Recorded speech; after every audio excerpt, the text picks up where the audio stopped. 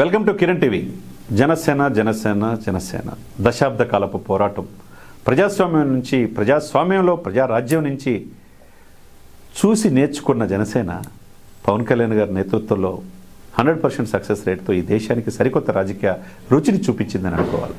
అటువంటి పవన్ కళ్యాణ్ గారి జనసేనని నాతో 10 సంవత్సరాలు నడిచే వాళ్ళు రమ్మన్నారు. అదేవిధంగా వచ్చారు, ఆయన చెప్పినట్టు విన్నారు. ఈరోజు సక్సెస్ని చూడగలుగుతున్నారు. దేశ ప్రధాని మన్ననలు పొంది దేశ ప్రధానమంత్రి మోదీ గారి పక్కన పవన్ ఉన్నాడు, అన్నీ ఓకే. అదే సమయంలో జనసేన పార్టీ సంస్థాగతంగా what is the Janasena position today అంటే అనేక ప్రశ్నలు తలెత్తుతున్నాయి. ఎందుకు ఈ తలెత్తున్నాయి అనేది ఒకసారిగా జనసేన ఆత్మపరిశీలన చేసుకోవాలా?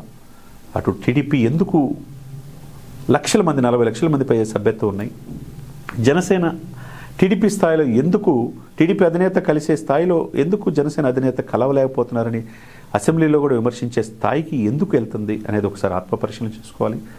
దాదాపు 125 కాన్స్టిట్యున్సీలకి సమన్వయకర్తలు ఒక్కొక్క ఎమ్మెల్యే 5గురిని 5 కాన్స్టిట్యున్సీలు చూసుకుంటారని చెప్పి డైరెక్ట్గా పవన్ కళ్యాణ్ గారు చెప్పి 5 నియోజకవర్గాల్లో సమస్యల్ని నా దృష్టికి తీసుకొస్తే వాళ్ళతో మాట్లాడతాను, పార్టీని ముందుకు తీసుకెళ్లాలి, జెండాను గ్రామస్థాయిలో తీసుకెళ్లాలని ఆయన తలస్తున్నాడు.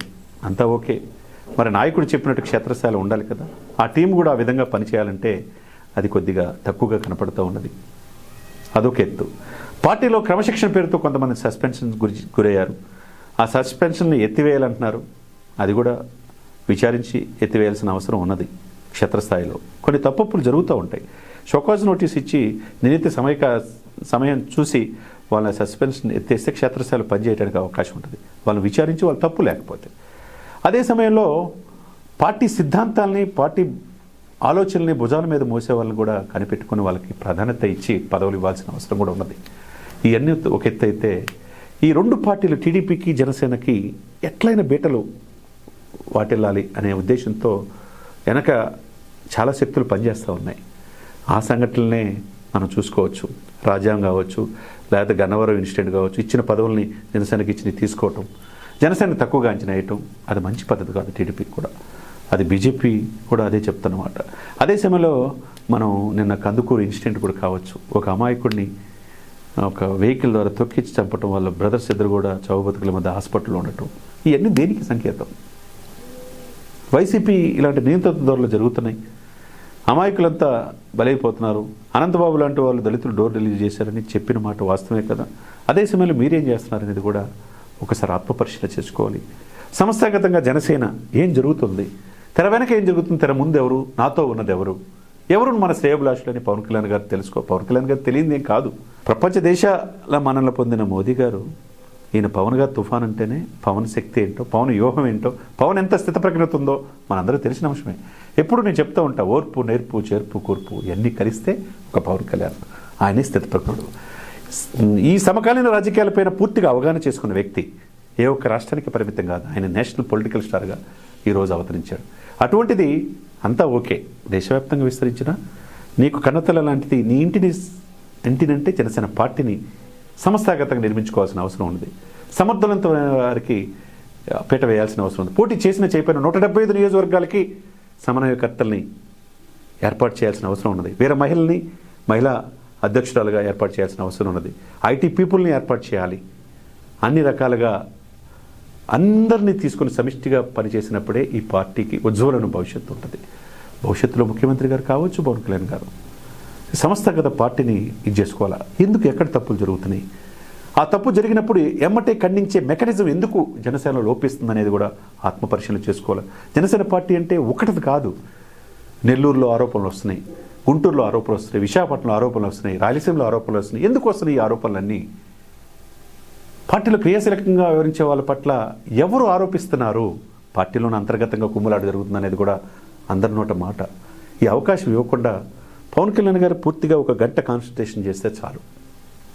ఆయన ఆంధ్రప్రదేశ్ అనే మ్యాప్ని పెట్టుకొని ఆ టేబుల్ మీద పెట్టుకుంటే ఏ జిల్లాలో ఏం జరుగుతుంది, జిల్లాలో అధ్యక్షులు ఎవరు, సమర్థవంతంగా పనిచేస్తున్నారా లేదా, పని చేయకపోతే తీసేసేయండి. నియోజకవర్గ సమయకర్తలు పనిచేస్తున్నారా లేదా, పని చేయకపోతే తీసేసి. చాలామంది ఔత్సాకులు ఉన్నారు జెండా మోయటానికి సిద్ధంగా ఉన్నారు, వాళ్ళకి అప్పచెప్పండి.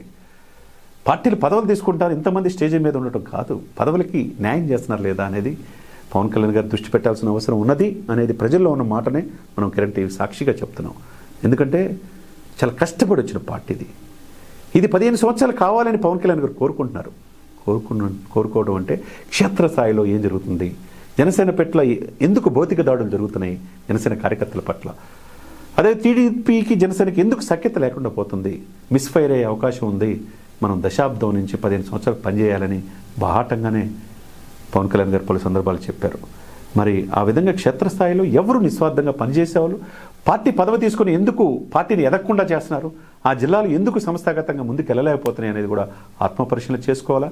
ఏదైనా కానీ అన్ని ఎంపీ స్థానాల్లో అన్ని ఎమ్మెల్యే స్థానాల్లో జనసేన పార్టీ సమన్వయకర్తలు నియమించాల్సిన సమయం ఆసనమైనది అనేది. ఎందుకంటే 2 సంవత్సరాలు దగ్గర వచ్చేస్తున్నాం. ఇంకో 3 సంవత్సరాలు ఎలక్షన్స్ వస్తున్నాయి. రేపు ఏదైనా జరగవచ్చు, గుర్రం ఎగరావచ్చు, జనసేన అధికారులు రావచ్చు, పవన్ కళ్యాణ్ సీఎం కావును వచ్చు. అవ్వజలు ఏంటంటే క్షేత్రస్థాయిలో పార్టీని ముందుకు తీసుకెళ్ళాలి. ఎక్కడ తప్పులు సరిచేసే పనిలో ఇక్కడ జనతా గ్యారేజీ అన్నట్టు ఇక్కడ అన్ని రిపేర్లు జరగబడినట్టు జనసేన గ్యారేజ్ పెట్టాలి. అది నేతృత్వం పవన్ కళ్యాణ్ గారు వహించి ఇక్కడ అన్ని రిపేర్లు చేస్తే జనసేన ఉజ్వలమైన రాజకీయ భవిష్యత్తు ఉంటుంది అంటలో 100% నాలాంటి ఎంతోమంది విశ్లేషకులు ఏకీభవిస్తూ ఉన్నారు.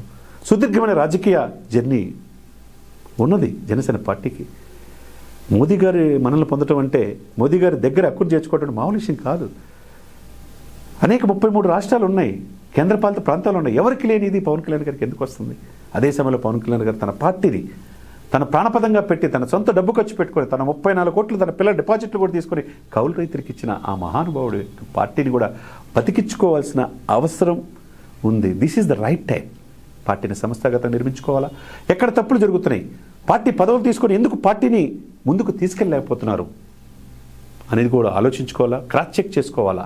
1-2 సర్వేలు చేపించేసి మొఖమాటం లేకుండా పార్టీ కోసం ఎవరైతే డెడికేషన్తో అంకిత భావంతో పనిచేస్తారో వాళ్ళనే పార్టీలో ఉంచుకోండి. పార్టీ కాదు అని వెళ్ళిన వాళ్ళని వదిలేసేటివే. దీర్ఘకాలికంగా ఈరోజు పవన్ కళ్యాణ్ గారు అంటే నిబద్ధత మారుపేరు, నిబద్ధతగా మారిపోయారు. ఆయన ఏం పదవులు ఆశించలేదే, డిప్యూటీ సీఎం అవుతానని ఆయన అనుకోలేదే, 21 గెలుస్తానని ఆయన అనుకోలేదే. 21 గెలిచిన తర్వాత ఇంత గొప్ప ప్రజల్ని నేను గుండెల్లో పెట్టుకుంటున్నాడు. నేను చనిపోయే వరకు నాకు సినిమాల కంటే రాజకీయాలు ముఖ్యం అన్నాడు.